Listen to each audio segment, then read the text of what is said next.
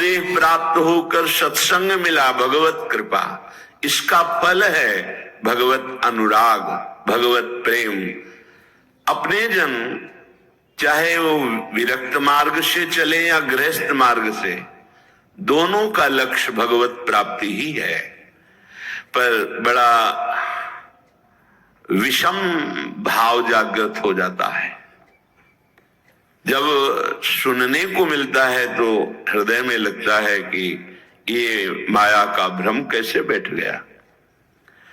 बहुत अच्छे साधक में एक नवीन वासना जागृत होती है, मैं जगत का कल्याण करूंगा। ये बहुत बड़ा भ्रम है, बहुत बड़ा भ्रम है। भगवान कृपा करें भ्रम कभी जागृत ना हो। क्यों?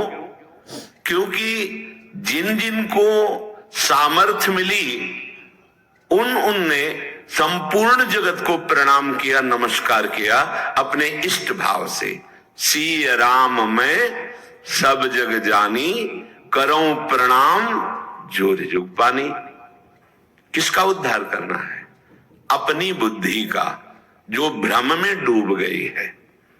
मैं ऐसा करूंगा, अहंकार विमूढ़ आत्मा करता हमिति मन्यते। वो ये नहीं समझ पा रहा कि ये मूढ़ता मेरा पिंड नहीं छोड़ रही है।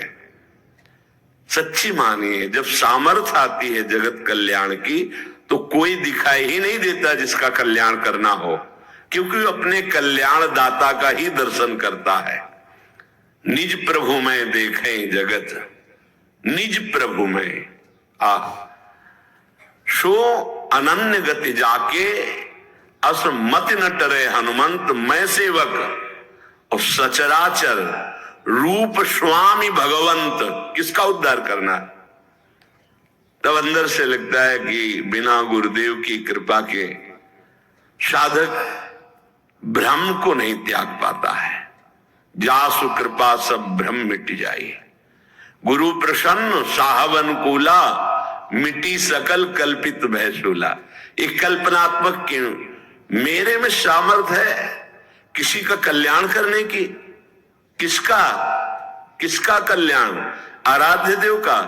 अगर आराध्य देव ने देखा तो सामर्थ्य नहीं, और जब सामर्थ्य आई तो कोई बचा ही नहीं जिसका कल्याण करना हो। बस वो एक लीला चलती रहती है, कभी गुरु बनकर के, कभी उपदेष्टा बनकर, कभी शिष्य बनकर। जैसे भगवान अवतार लेकर लीला करते हैं, ऐसे भगवत प्राप्त महापुरुष की लीला चलती रहती है। उसकी दृष्टि में कोई ऐसा नहीं बचता जिसका उद्धार करना हो, क्योंकि वो अपने आराध्य देव को देखता है। तो अलम यह वितर्क जालई, बंद करो ये तर्क वितर्क की बातें। ऐसा नहीं, वैसा नहीं, वैसा नहीं, बंद करो। श्रीपाद कह रहे, जैसे आचार्य चरण श्रीमद राधा सुधा निधि, अलम विषय वार्तया नरक कोटि विभत्सया। बंद करो ये संसार की वार्ता, ये तुम्हारे को नरक प्रदान करने वाली, ये बुरा, ये भला, ये उत्तम, ये अधम, ये दृष्टि माया देती है, भक्ति नहीं देती। भक्ति तो देती है दृष्टि, जड़ चेतन जग जीव जत सकल राम मैं जानी। ये भक्ति की दृष्टि होती है, ये माया की दृष्टि है। ये अधम है, ये उत्तम है, ये गुणवान है, ये गुण रहित है, ये सब मायामय, ये विषमता है। और उपासक भक्ति के प्रभाव से जीत विषम संसार, कीर्ति जग विस्तर है। इस संसार की विषमता से मुक्त होकर वो सम हो जाता है, समदर्शी। तभी समस्त कामनाओं का नाश हो जाता है, क्योंकि कुछ बचा नहीं भोगने योग्य, तो कामना किसकी? सब कुछ आराध्य देव, ऐसा अनुभव हो जाता है। तभी समदर्शी, इच्छा कछु नहीं। तो अलम यही वितर्क जालई, बंद करो ये तर्क वितर्क वाद विवाद का जाल। क्या करना है? बोले सहसई वाछिद मोह जालानी। तुम्हारे हृदय में ये जो मोह जाल माया ने फैलाकर तुम्हें बांध लिया कि ये अपने, ये पराए, ये मैं कर सकता हूं, ये मैं करूंगा, ये मैंने किया, ये तुम्हें अज्ञान, अविद्या का जाल बांध चुका है, तुम इसे सहसा काट नहीं सकते हो। सीधा वृंदावन आओ और भगवत प्रेमी महात्माओं का संग करो, तो तुम्हारे हृदय का ये मोह जाल नष्ट हो जाएगा। बिनु सत्संग विवेक न होई, राम कृपा बिनु सुलभ न सोई। होए विवेक तो मोह भ्रम भागा। सत्संग से विवेक और विवेक से मोह जाल का नाश। मान लो, गुरु के वचनों पर अटल विश्वास कर लो, सब बात बन जाएगी। तर्क वितर्क की जरूरत नहीं है। ये भाव का विषय है, विश्वास का विषय है, प्रबल श्रद्धा का विषय है। अगर मान लो तो निहाल हो जाओगे, खुद देख लेना। गुरु के वचन अटल करे मानो, साधु समागम कीजय। संत समागम से जब तुम्हारा हृदय पवित्र होगा, तब क्रमशः उत्थान होता है या सीधे उत्थान, ये तो आराध्य देव जाने कि क्रमशः उत्थान कराते हैं या सीधे स्थिति प्रदान करते हैं, ये उनके ऊपर है। वो किसी पतित को सीधे महान जीवन मुक्त बना सकते हैं। लोगों की धारणाएं होती, जैसे किसी से कोई गलती हो गई तो जीवन भर इस बात को देखते हैं कि ये वही है जिसने वो गलती की थी। नहीं, कल गलती हुई थी, आज आराध्य देव की कृपा हो गई तो जीवन मुक्त हो जाएगा वो। इसीलिए कभी किसी की गलती को देखकर सदैव उसे दोषी नहीं मानना चाहिए। क्यों? क्योंकि ये फिसलन का मार्ग है, किसी से भी फिसलन हो सकती। इसका मतलब वो गिरा ही पड़ा रहेगा, ऐसा नहीं। गुरु कृपा पात्र, हरि कृपा पात्र ऐसे नहीं होते। एक बार पूज्य श्री मामा जी बक्सर वाले, उनसे एकांत में प्रश्न किया कि शरणागत गिर क्यों जाता है? जब भगवान का शरणागत है, भगवान के वचन है, करो सदा तिन कह रखवारी, जिम बालक राखे महतारी, तो वो गिर कैसे गया? शरणागत गिर क्यों जाता है? बोले शरणागत है वो का पक्का।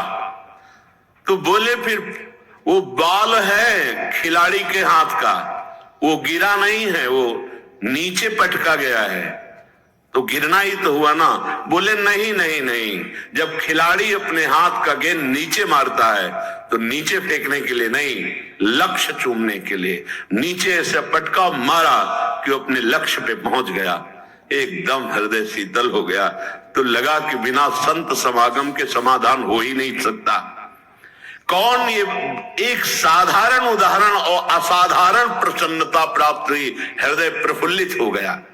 तो जन साधारण के हृदय में रहता है, अगर किसी साधक से गलती हो गई तो जीवन भर उस गलती को याद करके उसके चेहरे पर देखता है, ये वही है जिसने गलती की थी। नहीं, ये वो नहीं है जिसने गलती की थी।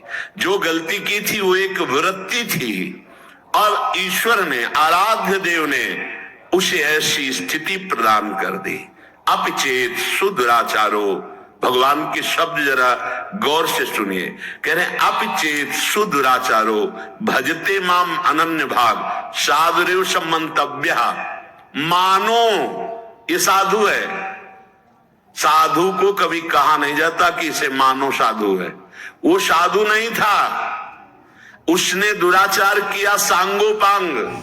अब उसने मेरी शरण ले ली, मैं बनाऊंगा साधु। अब उसे साधु मानो, मेरी आज्ञा है। साधुरेव सम्मंतव्य, सम्यक व्यवसिता ऐसा, क्योंकि उसने निश्चय कर लिया कि भगवान के सिवा मेरा कोई साथ देने वाला नहीं, मेरा कोई उद्धार करने वाला नहीं, उसको मैं साधु बनाऊंगा। और बना दिया, बड़े बड़े हिंसकों को ब्रह्म ऋषि बना दिया। इसीलिए कभी किसी उपासक पर अगर कहीं कोई त्रुटि हो जाती है तो जीवन भर के लिए लांछन शब्द न देखे। नहीं, पता नहीं हरि कब कृपा कर दे और उसको एक विषय से एक महान योगी बना दे। पर यही हम प्रार्थना करते हैं सबसे कि ये संसार है, बख्शता किसी को नहीं।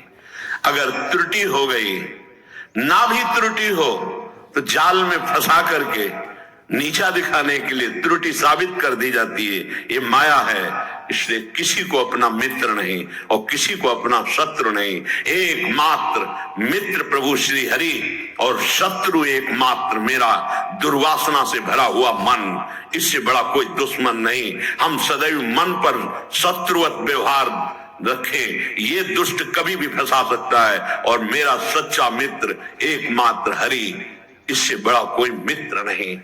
तो हमारी अटल विश्वास स्थिति गुरु के वचनों पर होनी चाहिए।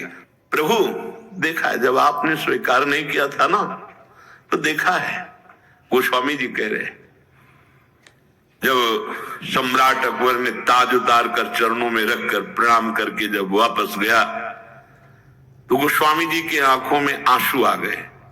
तो निज जनों ने पूछा, सम्राट ने ताज रख दिया इसलिए आंसू आ गए आनंद के?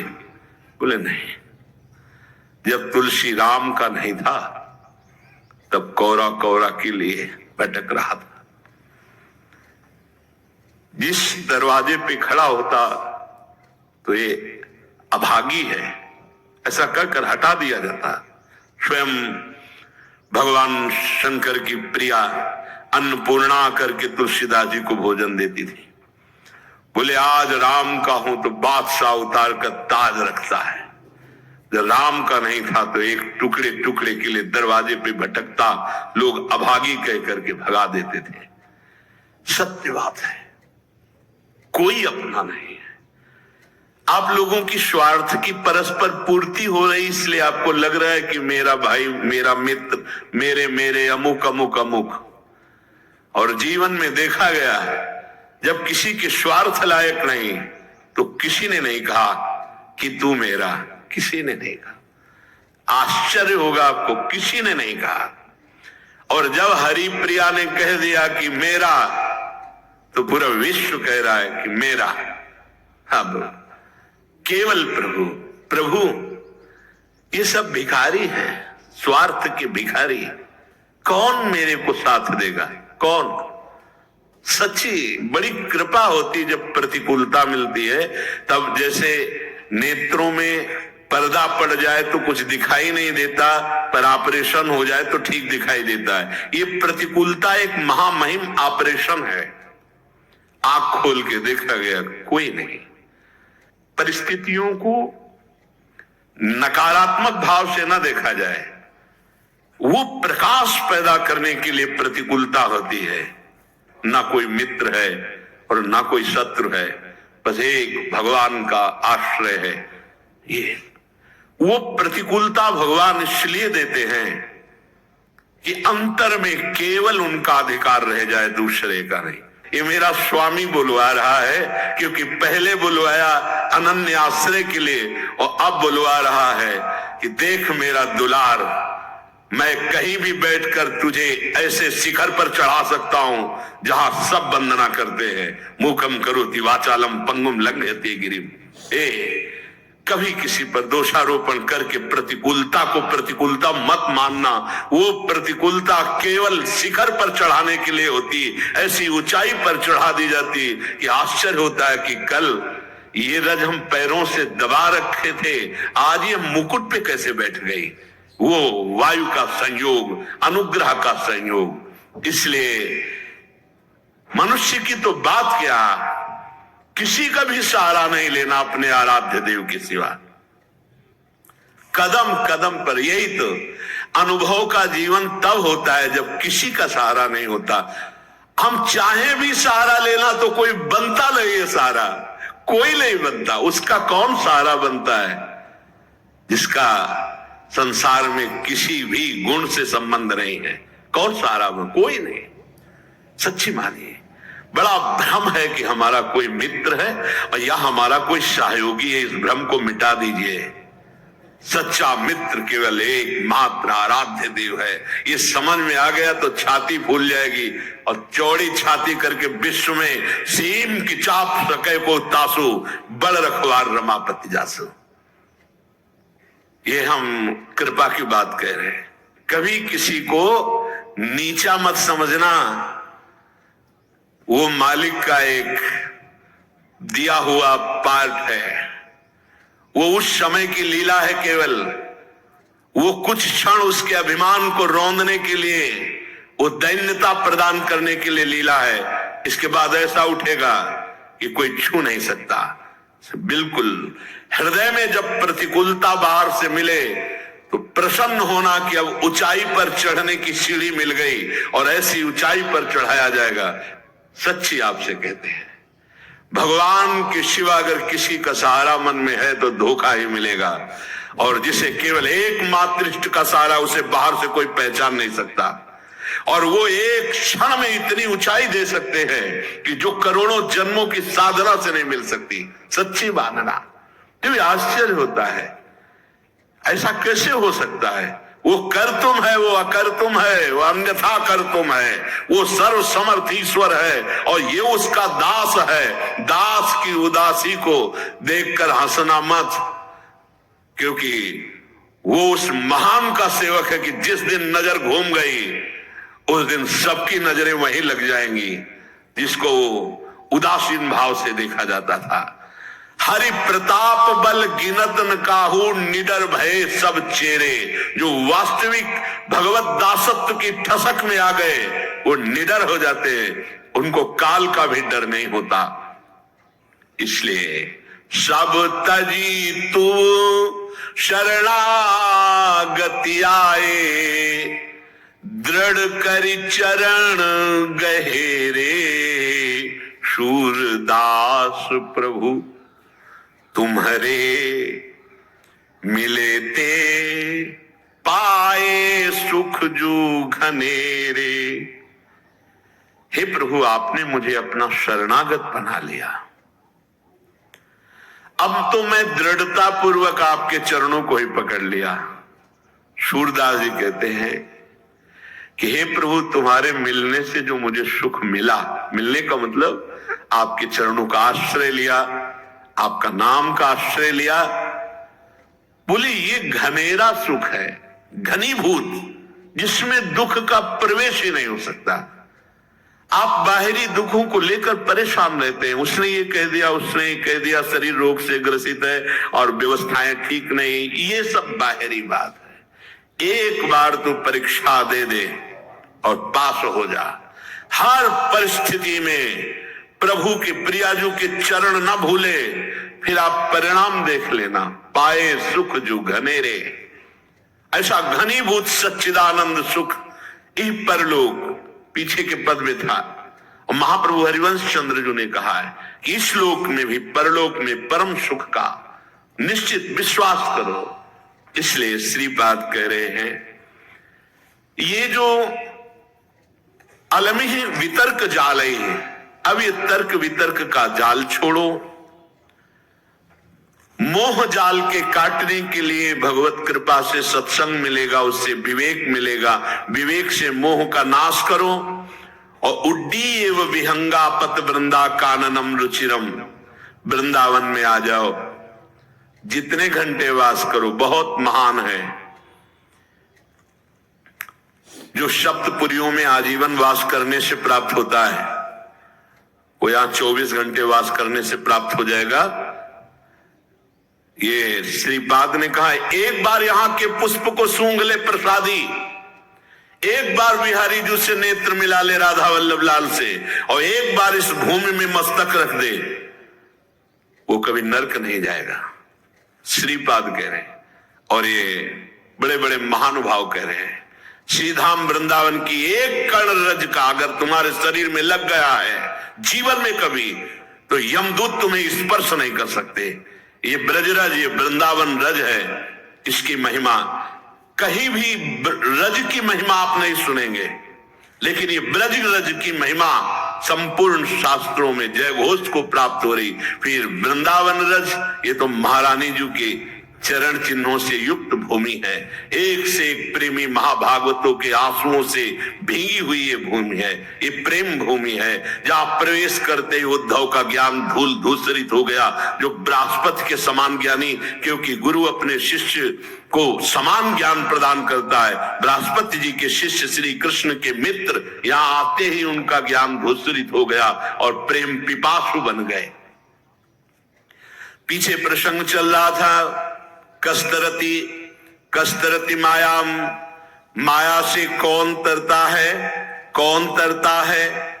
तो उत्तर हुआ था यो संगास त्यजति यो महानुभावों सेवते निर्ममो भवति। दो की व्याख्या हुई थी। संगास त्यजति विषय संग, भोगी पुरुषों का संग, जिनके संग से हमारी मति व्यसन में फंस जाए, गंदे आचरण में फंस जाए, गंदी बातों में फंस जाए, ऐसे लोगों का संग नहीं। जो हमारी आंतरिक वृत्ति प्रभु से विमुख कर दे, प्रियालाल के चिंतन से रहित कर दे, उस वृत्ति का संग नहीं।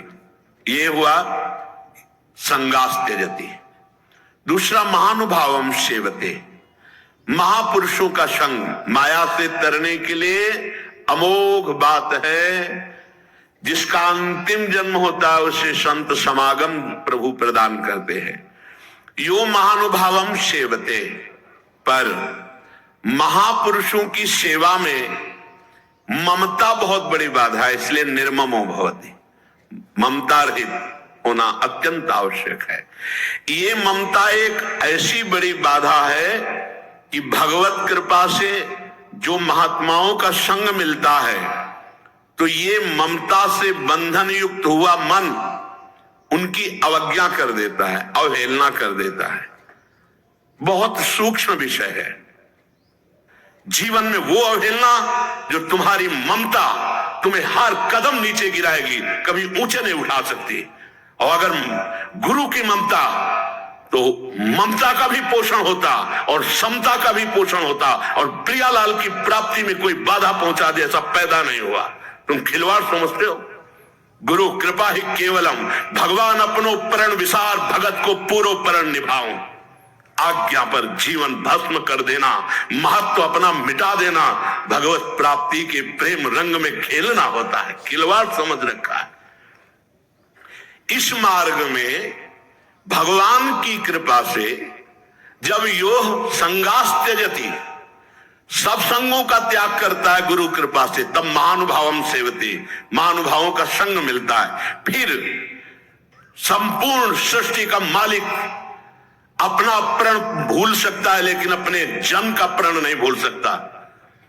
तुम्हें सिर्फ आज्ञा पालन करना है, बाकी का सब हमारा आराध्य देव देखेगा। नहीं, आप ममता का पोषण करके तो देखते रहो, तुम अपनी ममता की सुरक्षा भी नहीं कर पाओगे और परमार्थ की समता को झांक भी नहीं पाओगे। पूरे जीवन की उन्नति में आग लगा दी। अब कदम पीछे नहीं, आगे बढ़ेगा। और जब आगे बढ़ेगा तो ध्रुव जी ने कहा, मेरी मां का क्या हुआ प्रभु? मैं तो दिव्य सिंहासन पर जा रहा हूं। बोले, आगे जो चमकता हुआ विमान जा रहा है उस पर तुम्हारी मां विराजमान है। आह, पुत्रवती जुवती जग सोई, कुल धन्य हो जाता है। धन्य से जननी, धन्य सुतात, समझ में नहीं आता। ये ममता, ये मेरा शरीर, इसका अधिकारी मैं हूं, ये मेरी मां, ये मेरा परिवार, ये मेरा घर, मेरे पास पैसा, अब मुझे किसकी जरूरत है? एक छोटे से सीमित ममता के कुएं में गिर गए। असीम ममता प्रियालाल के चरणों में समर्पित करके, ये ममता एक बहुत बड़ी बाधा है। उसी में भगवत भाव करके चलने से आप वहां पास रहते हुए निकल सकते हो। आप विश्वास कीजिए, अगर वचन दे दिया है कि इस लोक परलोक में तुम्हें कुछ सोचने की जरूरत नहीं, तो तुम देख लेना, गुरु प्रताप आगे से आगे सब होता चला जाता है। आप समझ नहीं पा रहे हो। तुम रोक पाओगे काल के थप्पड़ को? ना मां को बचा पाओगे, ना पिता को बचा पाओगे, ना परिवार को बचा पाओगे। अगर उन्हीं में भगवत भाव कर लिए तो सबका कल्याण कर लोगे, अपना भी और उनका भी कल्याण। रहस्य को समझ जाओ। निर्ममो भवति, ये एक ममता, ये मेरा घर, मेरा शरीर, मेरा परिवार, मेरी मां, मेरा पिता, मेरी संबंधी, मेरा मकान, मेरी जमीन, ये महानुभावों का सेवन करने से वंचित कर देता है। नहीं, मेरे गुरुदेव हैं, मेरे जीवन के, मेरे सर्वस्व के अधिकारी हैं, उनके आदेश पर अपना प्राण समर्पित कर दूंगा, उनके आदेश का उल्लंघन नहीं करूंगा। ये हुआ यो महानुभावों सेवते, महापुरुषों का सेवन किया जा रहा है। ये जो माया का बंधन है, इसे गुरुदेव की कृपा कटाक्ष से काटा जाता है। और सही पूछो तो काटना नहीं है, प्रकाश हुआ कि तुमने देख लिया कि कभी बंधा हुआ ही नहीं था। अगर वो गुरु कृपा का प्रकाश न हो तो चाहे शिव बिरंच सम होई, गुरु बिनु भव निधि तरे न कोई। जब आप सतमार्ग में चलते हैं तो कुसंगी जनों का संग दे दिया जाता है। फसल अभी उग रही है, जब फसल काटने का समय आएगा तब शायद तुम देखने लायक नहीं रहोगे और कोई समझ नहीं पाएगा कि फसल क्या। फसल तो शुरू हो गई उगना, प्रतिकूलता की फसल तो शुरू हो गई।